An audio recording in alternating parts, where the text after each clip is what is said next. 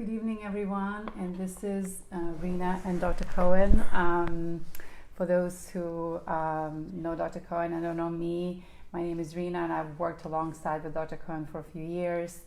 And one of the things that I enjoy at this office every single day to see the changes that we're able to do here and the healing that our patients go through. So it's very inspiring and powerful place to be. And tonight, Dr. Cohen will be talking about autoimmune conditions. In the midst of a pandemic, a lot of us hear how those who have compromised immune system and those who have underlying conditions are more vulnerable than regular people. So we decided that would be very useful for people to know what are these conditions that endanger some people more so than a regular person. And we will talk about what can be done to protect yourself, take an extra step, and what to do and not to do in this pandemic time to stay healthy.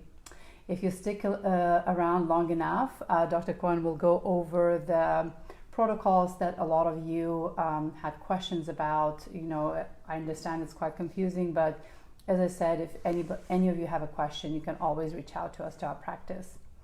And I'll leave you with this to Dr. Cohen. And as usual, please do comment below and ask your questions. We are happy to address any concerns that you have. And this is a great space for you to connect to Dr. Cohen and really get insights of his knowledge. All right, enjoy. Thanks. And thanks again for everybody for joining.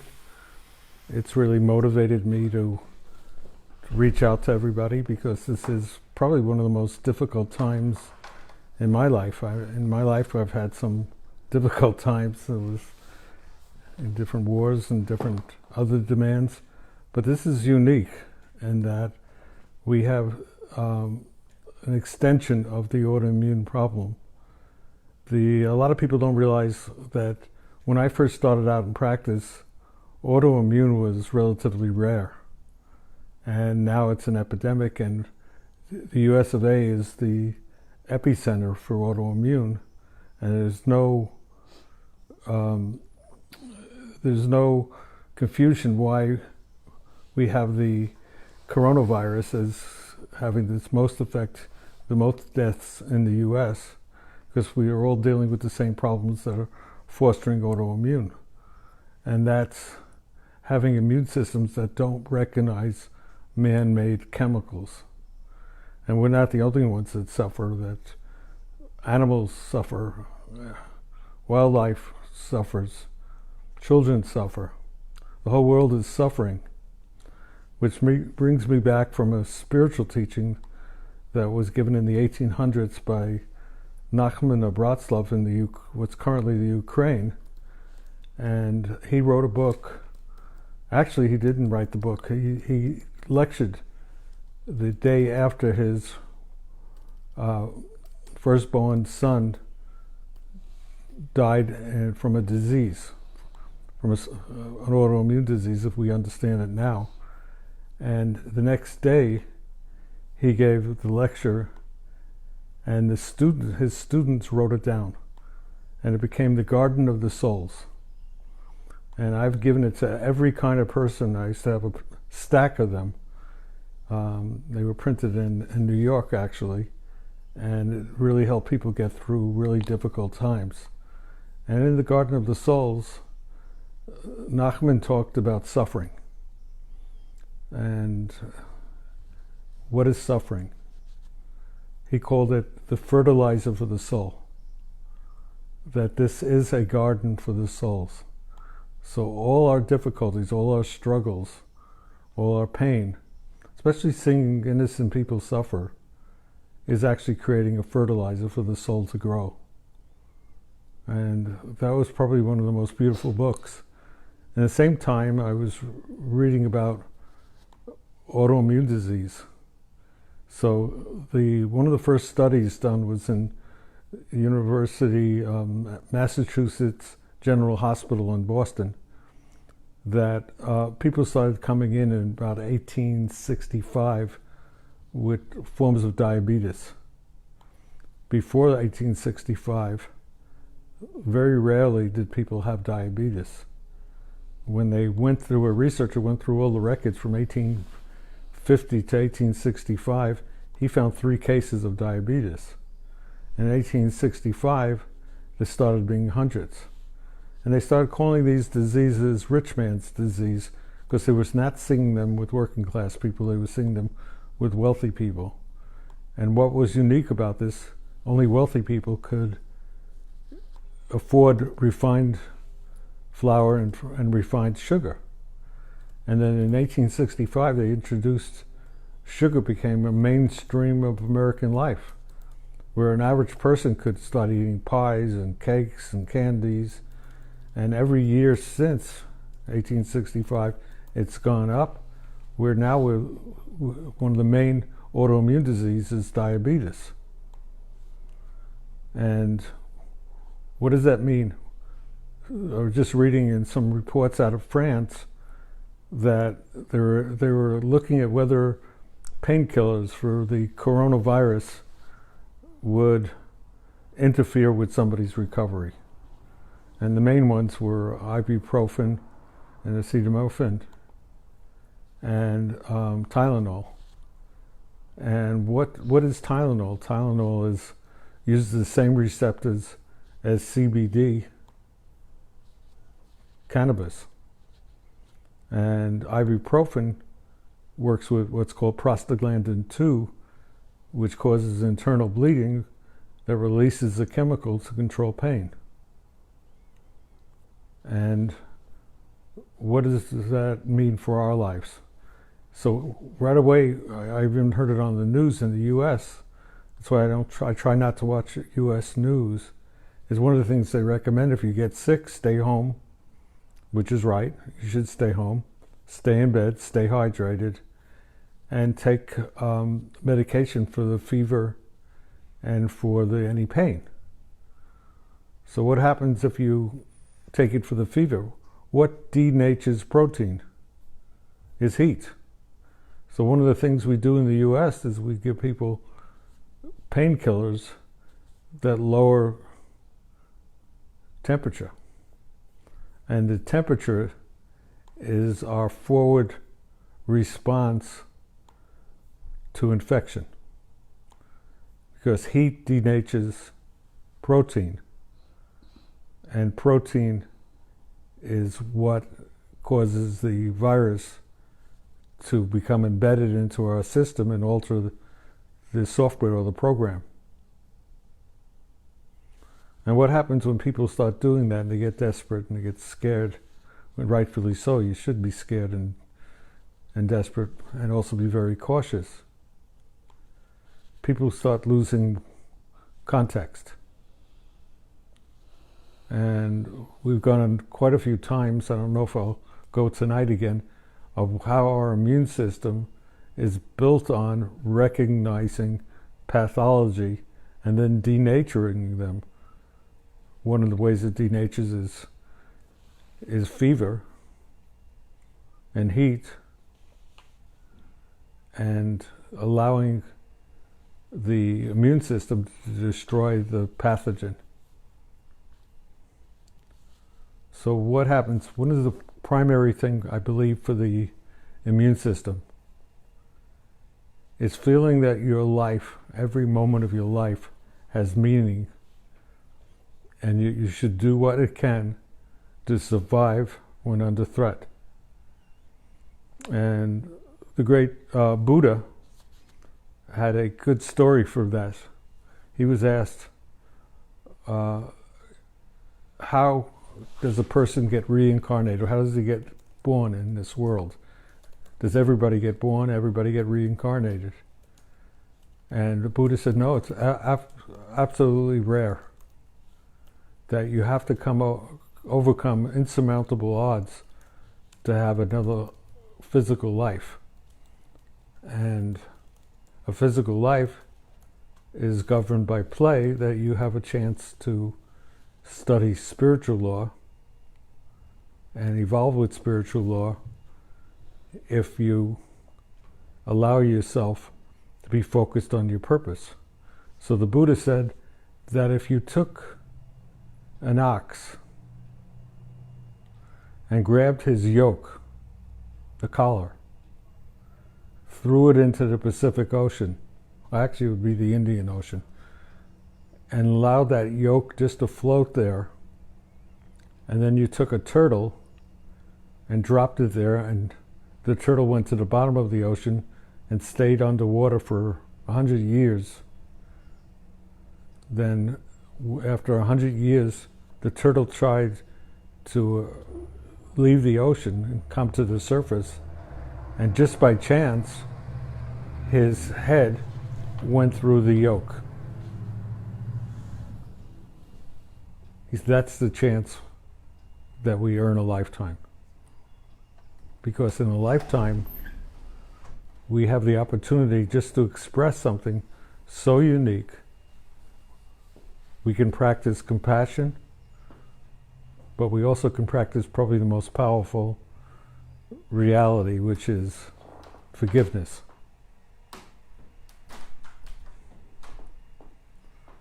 In Tibetan Buddhism, they teach that your best teachers are the people that did you the most harm. And I heard it directly from many Tibetan teachers, but I heard similar things from other mystical teachers. So the key thing in our lives is to create medicines that help people are more protected and more centered, so they can express the uniqueness of who they are. In other words, to re-scramble reality. And the re-scrambling of reality is allowing each one of us to evolve to a higher plane. And in Jewish mysticism, there are four major stages, categories.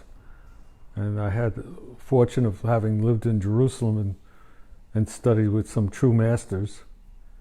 And the first thing they taught, because the question was asked after all the tragedy, all the tens and millions of people slaughtered in the death camps and the endless fighting and the disease, we were taught that it enabled us to, like Nachman of Bratslav, we talked about in the beginning, we were able to encounter forgiveness. So the worst that happens to us, this epidemic is horrible, pandemic, but it enables us to grow spiritually. It enables us to realize we're living in the garden of the souls. We're fertilizing a potential. And the greatest power we can have is forgiveness. And our best teachers are the ones that self-sacrifice and do things that are difficult, but enables us to forgive them and be healthy. And one of the tools we have that appears both in the teachings of the medicine Buddha, but also in the great spiritual masters of the West, was what I phrased herbal synergy.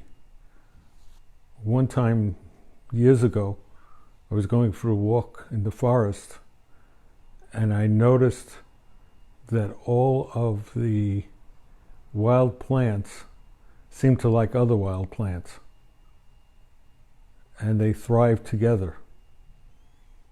And from that, we did Formula 2, which was 2 different kinds of echinacea, which is a native of American, west of Native Americans, golden seal, and elderberry. I noticed elderberry and echinacea thrive together. It was almost as if they were in love together and they would dance together. And then when I mixed them together, people were telling me that when they took it preventively, and they weren't just taking any echinacea, it was one with enough alkaloids that make your tongue tingle and you mixed it with the other synergistic herbs, it had profound healing effects. And now this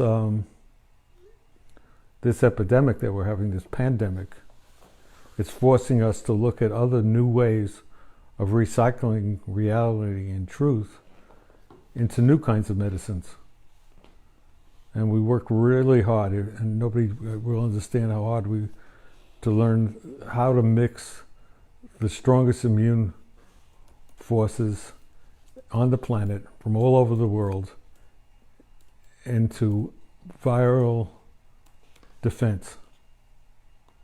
And we took what World Health Organization swore was the most valuable plant was Autoimmune, and that was originally used for malaria, but it was also used for stealth viruses.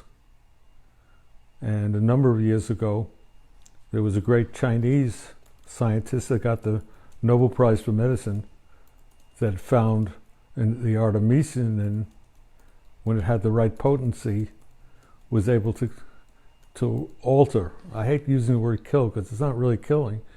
You're refabricating it so the immune system can recognize it.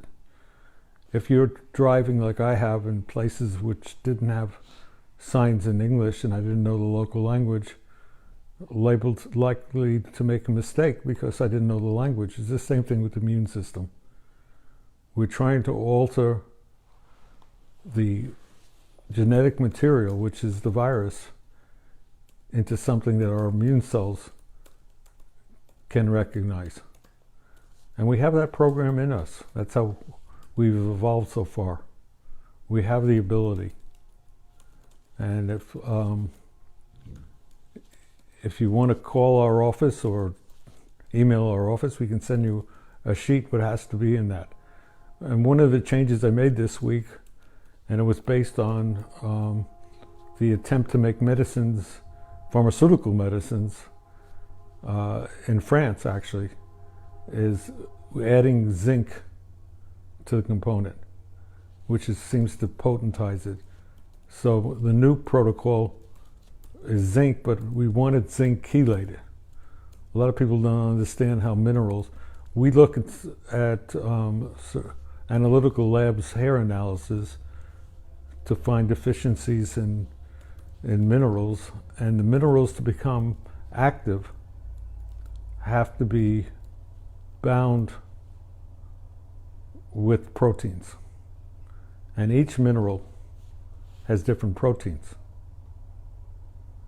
And without those proteins, what they do is they spray protein on minerals, and then you buy minerals in a bottle. And it's about 2 or 3% of the potency you need. And without the cofactors of microdosing minerals, particularly zinc, our immune system, in a sense, is starving and not operating on its optimum. So we use what's called zinc chelate, which is the best zinc, as long as you're okay. It's not vegan. It comes from the liver. That's where the protein. But if we're vegan, the next closest thing is zinc carnosine. And that also operates the immune system. We found that many of the pathogens were treated successfully with zinc carnosine. So we're going to include that in our form of fighting this virus.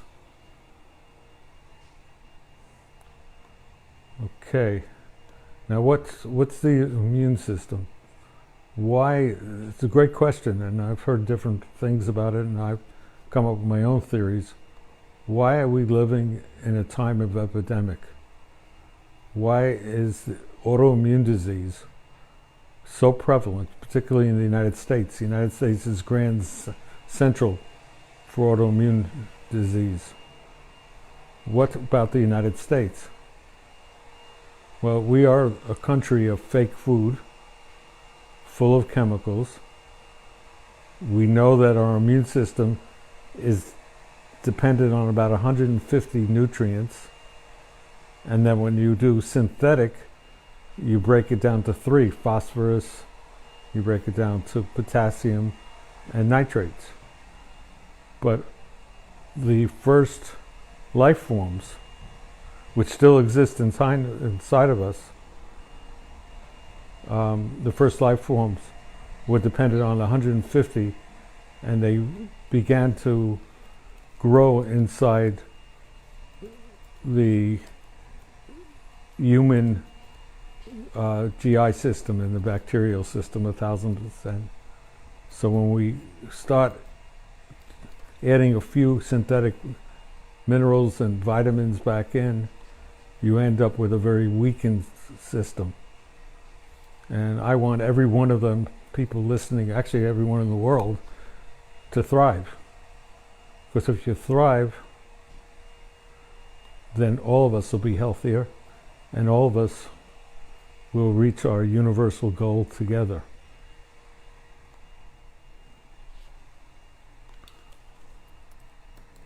Dr. Cohen, people are asking, some of you are asking whether you should be taking zinc levochelate in addition to viral defense in the protocol that you're taking, or instead of something.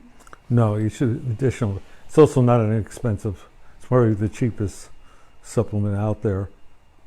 We should add it in. Thank you, Dr. Cohen. I'm just gonna ask, what do you see in terms of what are the most common autoimmune conditions that you see in your office that people come with and struggle with? Boy, a lot of people don't even know what they're struggling with and what autoimmune. The vast majority of autoimmune diseases have never been mapped. So they're only the ones the most common that they can make some drugs and suppress symptoms. So obviously diabetes, heart disease is a big one. Heart disease can be an autoimmune disease? It is autoimmune. And how does one define that it's autoimmune rather than something else? Very simple. What is confusing you with something else? One of the big mysteries that was solved not that long ago is called aquaporins. And what are aquaporins? They are water channels within certain foods. So people come down with all these weird autoimmune diseases by eating wheat. Not everybody. By eating spinach, tomatoes. Spinach and tomatoes can induce... They all have rich in aquaporins. Okay. So if you eat them and you have a defect, you'll come down with an autoimmune disease. And soy. Those are 4 common ones with aquaporins. So that was tomatoes, wheat, soy, and what was the 4th one? Let me try to remember. Okay. Well, those of you who are watching, you got that some foods actually can be autoimmune inducing foods. Yeah. Corn, you said. Corn is a big one. Also, soy is a big one. Yeah, so soy, corn, wheat. And everybody's different. And how do you measure it? By antibodies. So there's a blood test that one can do and see whether they have an autoimmune disease. Yeah. And they're getting more and more sophisticated every year. Which lab? Are you talking about Cyrex labs that we Cyrex work with? came about because what happened was, out of nowhere, when I started, it was very rare to have an autoimmune disease. And actually, it was after I started, 1986. And all of a sudden, we started seeing them over and over again. And people didn't know what. And we know that it was rampant in society, especially among children. And so there was a need. That's when 1986, with Vizjani, of actually making it affordable to measure antibodies. And antibodies is what the vaccines activate. But you have to ask another question about that, is if most of the immune system is in the gut, the GI tract. It's 80% of the immune system. You take a vaccine, it bypasses the gut, in the blood. So that confuses your immune system? I would think so. That's very interesting.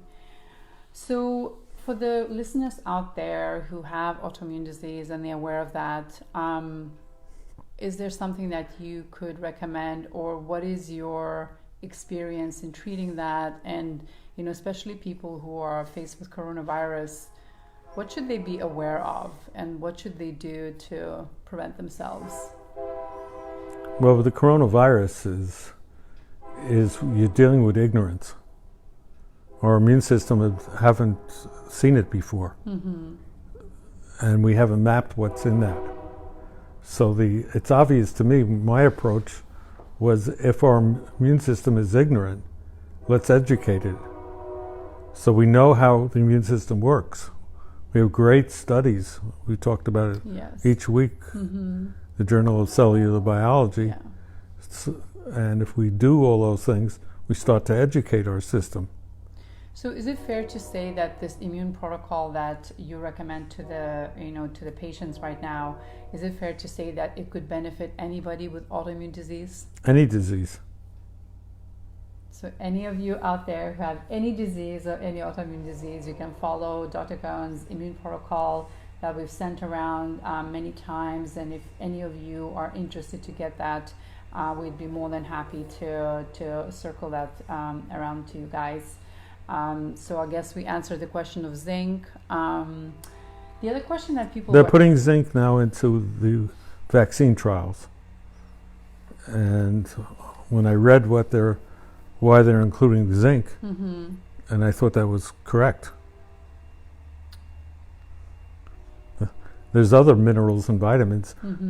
You work in our office that we measure these things. So we don't just say take zinc and take this. If you're an actual patient and you could afford to do some of the testing, actually that testing is pretty cheap. What is it, $80 or something? What test are you talking about? Analytical labs. Which you can tell us which are deficiency if you know how to read them. Oh yeah, the hair test, yes. So we do the hair testing where you send in your hair sample, and it's about $75.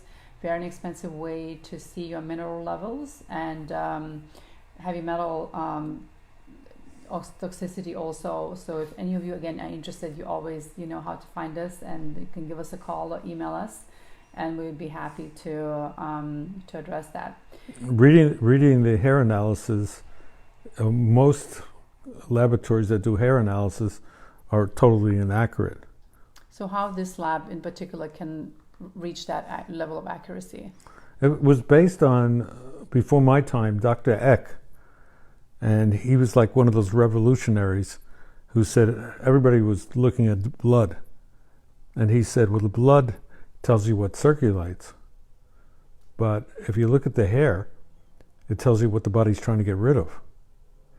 And if it's trying to get rid of something, why is it trying to get rid of it? The body didn't suddenly get dumb. There's something else going on. So it's a great tool. And he spent his career studying the healthiest people in that time, Olympic athletes and other people of near perfect health. And that's how he came up with the normals and said, these are the normals. But it takes a while because you have to, like myself, I'm trained by Dr. Weatherby, I remember his name somehow, how to read laboratory tests. He was a doctor from Scotland, and he was amazing how much knowledge he had. And then, when he taught how to interpret it, but he didn't, when you do typical lab tests, you're not looking at what the body's trying to get rid of.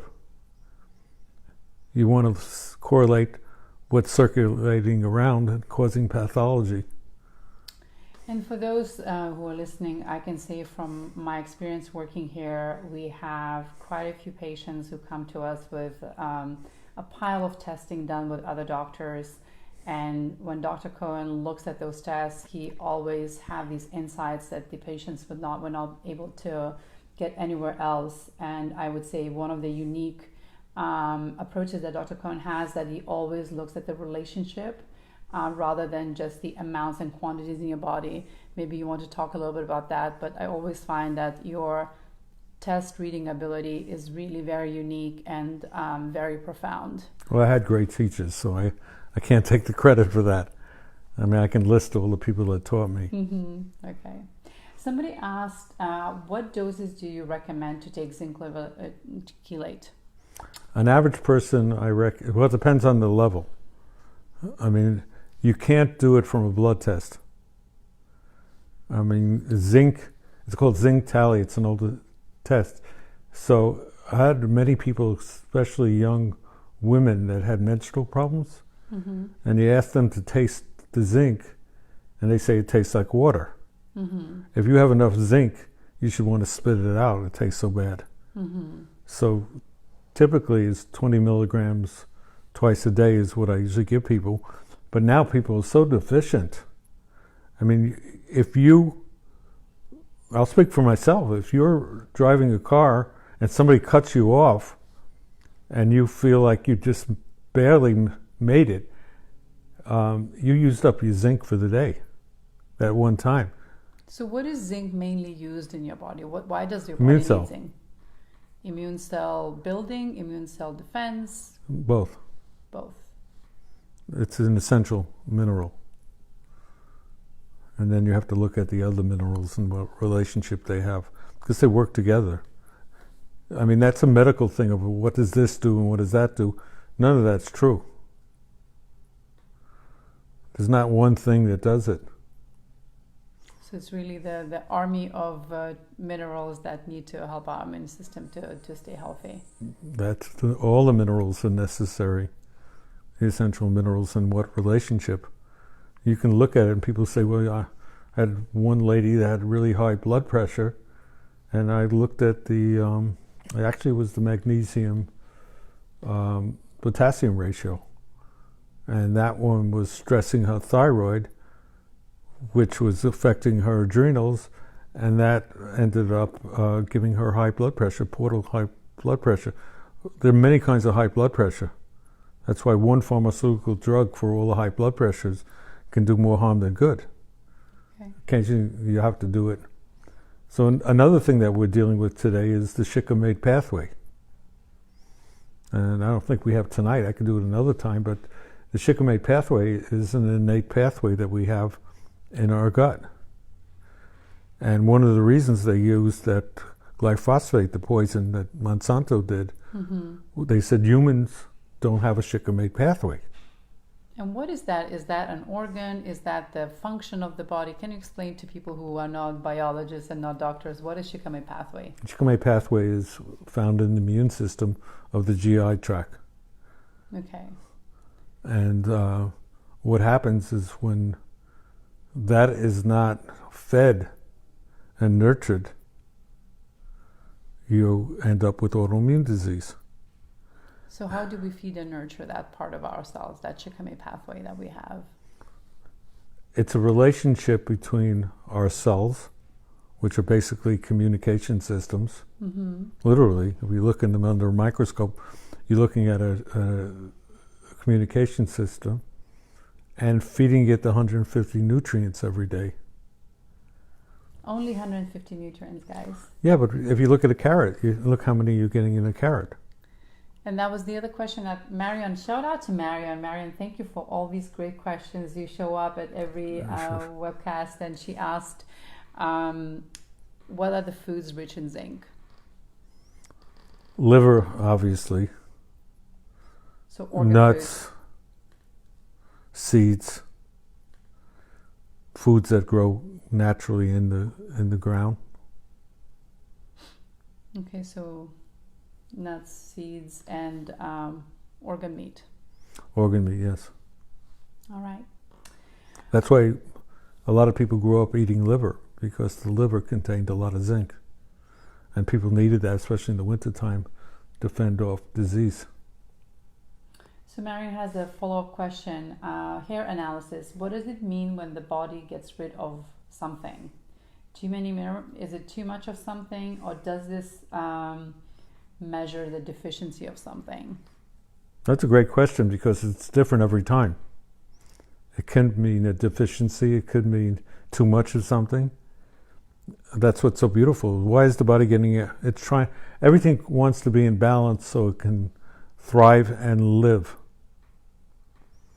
And so we'll get rid of what it's keeping it from thriving.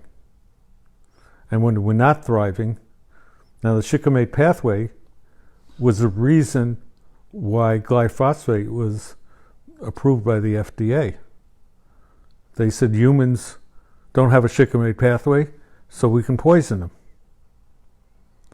But guess who has a shikimate pathway? Our gut biome. And every day, tomorrow we will know even more, the biome becomes more and more important. And we're not the biome. Yeah. They have the same problems as we do. They get addicted. They have relationship problems. And the biome needs to be diverse. So if there is somebody who, let's say, is dealing with autoimmune disease on a daily basis, and they taking the precautions, they looked at their diet, they taking the supplements, what are other lifestyle changes that you recommend for people with this condition? Which condition? Autoimmune condition, any autoimmune disease. All autoimmune disease is forgetting who you are and overreacting. That's all the autoimmune disease. So your own self does not recognize who you really are, that we got cut off from our origin. And every year we're getting more and more autoimmune disease. So one of the major things I do, and I thought we were going to do that tonight a little bit, is meditation. Okay. Meditation quiets the immune system. And also feeding the immune system. How do we feed the immune system? We already talked about it. Yeah, we talked about again, we have the immune protocol that Dr. Cohen designed. Yeah, but that's true. But how do we feed the immune system? Why don't you tell us? Real food. Whole food. Whole food nutrition. Not garbage. Yeah. So when glyphosate was approved and people started getting sick, we didn't know, nobody knew that it would take 3 months for it to show up. So the original protocols from the FDA in the US was 2 months. France did studies and they took 3 months, and then everything broke down on the third month. And having a shikimate pathway, which is our bacteria, which is who we are, which protects us from disease and allows us to express our own uniqueness, is through the shikimate pathway. Well, thank you. Thank you. That is really great. So coming back to the pandemic, one of the questions that we get a lot from patients here, should we be wearing masks? And I want your take on that and share with your listeners. Then you first have to ask yourself, are you a decent person? Because the masks don't really protect you, but they definitely protect other people. So if you have the disease, it'll keep you from transferring it to somebody else. So if we have a society that we're looking out for each other, I would say definitely. When you're out in the public, to wear a mask. Yeah. The other question that I wonder myself sometimes is, what can we learn from, you talked today about previous generations that went through a lot of hardships, in their lifetime, the wars, the pandemics, a lot of things that humans have done to each other, and nature, at the same time has done to us. What can we learn from this lesson as we're going through this, and learn from our ancestors, how they dealt with this? What wisdom can we draw into today to make us stronger? Well, first of all, that if you can deal with something, you become stronger. If you can face something. We're already learning every single time we come up with a painkiller or a drug that suppresses the immune system, that reduces symptoms. Look at steroids. All the researchers that created those things were extremely afraid it was going to be misused, and it's made us more and more vulnerable. The more we use chemicals that are not from nature but from the human mind, the more vulnerable we become. So the key thing is to feel responsible to all of nature, including the shikimate pathway. So you feel like, the connection to yourself, connection to your soul path, connection to nature, connection to whole foods, could restore us and make us stronger to come out of this pandemic. We have to, or we give up this experiment. We can't, if we don't have a microbiome that's thriving, if we don't have the bacteria that are healthy, that are triggering the DNA process in immune cells, particularly in our brain. It's a whole different subject that was discovered by Mikhail Schwartz. Then we're not going to make it through here. We have to have a map. We have to make the sacrifices. And we have to have the purpose. Yeah. You have to have the purpose. And what's your purpose? To contribute your own uniqueness. And what is your uniqueness? It's your purpose. If the Buddha was correct, not many life forms get this opportunity to express themselves. I love the way you say that, your expression, your purpose is your uniqueness, and your uniqueness is your purpose. A lot of us out there, we walk around without knowing what is our purpose. We're looking for that big calling or big mission on a big pathway to embark on. But when you break down to a very simple act of being unique and express your unique expression in this world, I think it's very beautiful and suddenly becomes very simple. You don't have this pressure and anxiety to perform and be someone who you're not, to be approved by the society, as long as you're being unique to yourself. Well, if you're trying to be recognized by society, you want to be recognized by your own fears. That's your fears. You don't have to do anything. You are who you are. You already had to overcome impossible obstacles to have this opportunity. You already made it this far. Now you got to live it. So all the fears of judgment that we have, from other people and from people around us, it's really the simple opportunity for us to face our fears. They are our fears. The people in our life that give us the most troubles are the best teachers. And I had a teacher once who said that if you really want to learn about life, hang out with the people that are making you miserable. And that's old, even pre-Buddhism. That goes way back. They are your teachers because they're doing harm to themselves in order to teach you a lesson. And you have to forgive them. Doesn't mean you have to give them another opportunity to do you harm. I don't think that's a good idea. But I don't think you should hang on to it. All right. So thank you very much. Wait a minute, we haven't done the... Yes, I know. We're going to get there. Okay. We're going to end with meditation from Dr. Cohen, and we're going to leave you guys in silence so you can take your time and be in stillness as long as you want after this video. Before we enter to that, my personal latest discovery, which I love the saying, like one of my teachers said, that social distancing doesn't mean social isolation. And it's more important than ever before, for us to stay connected. Yes, physically we have to be distant. We have to keep our 6 feet apart.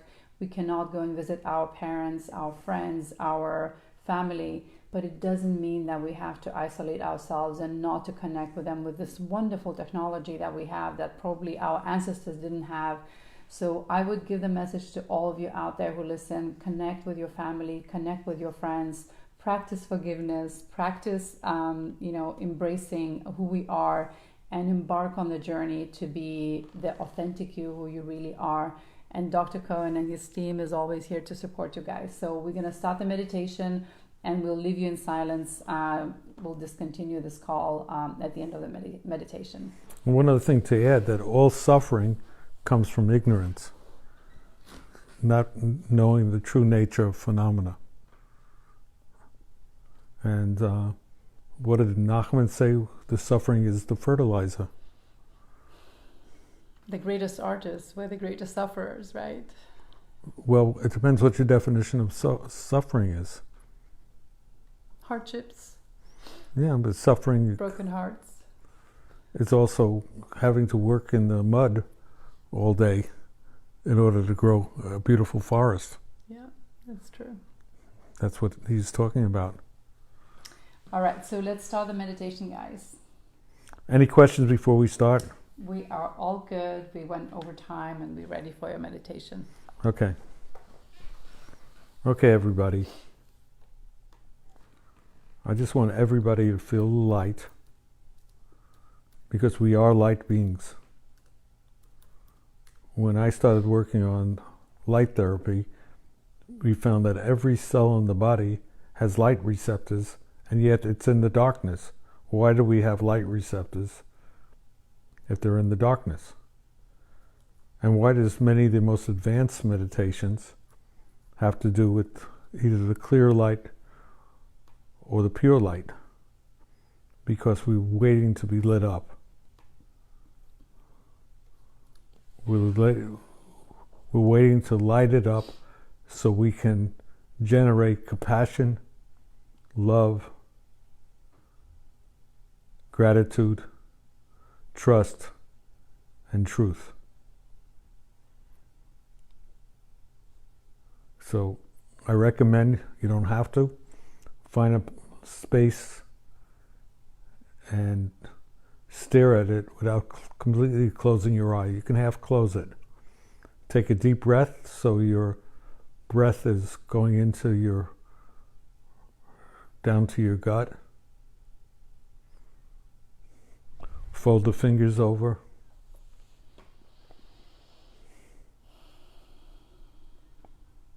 And keep in mind that you're going to look to complete your journey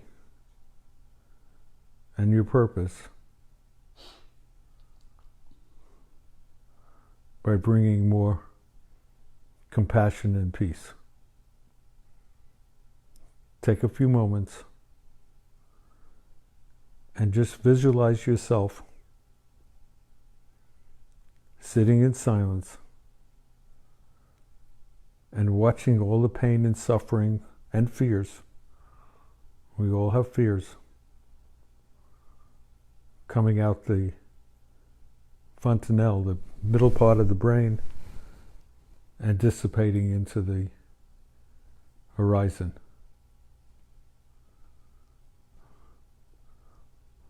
Visualize any disappointments, any symptoms. Visualize survival becoming opportunity, the opportunity to learn what otherwise we would never have learned before.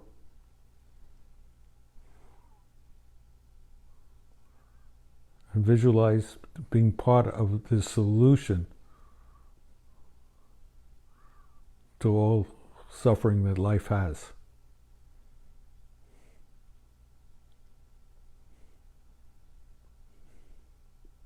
So just sit quietly.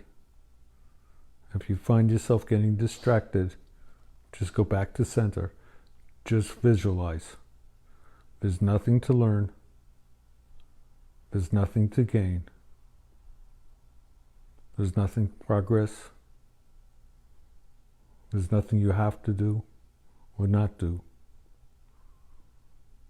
You're going to learn to observe, just like in quantum physics, without the need to change anything. Keeping in mind that if we had to change something, it would be too fast for us to be aware we changed it.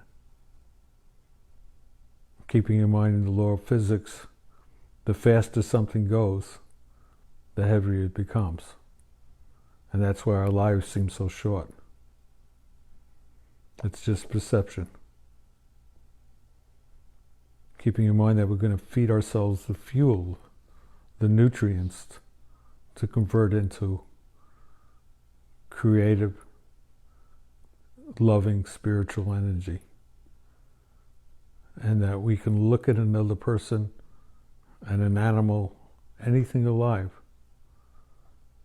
and we can expand its consciousness. Take a few moments and just visualize all the people in your life that make your life richer and are full of giving you love and purpose. And take a few moments, and I'll join you shortly.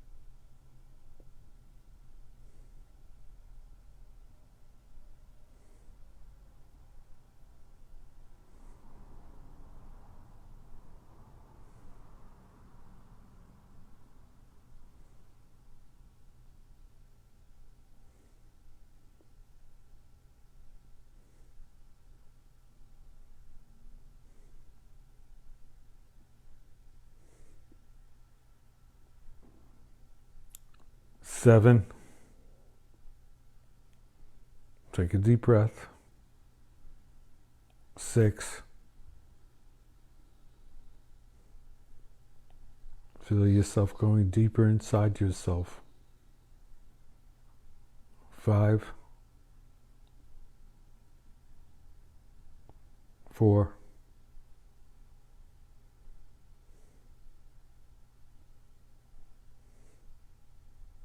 3. Feel yourself going into a very safe place. You're activating every single one of your light receptors. All your body systems are working elegantly, exactly the way they were designed to. 2,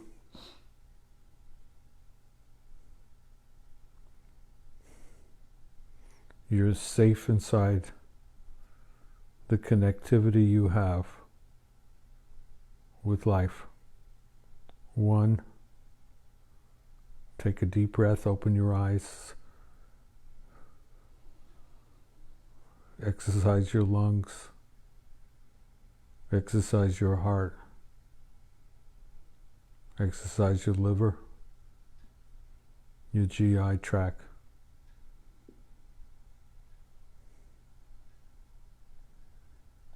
0, and convert your energy into something productive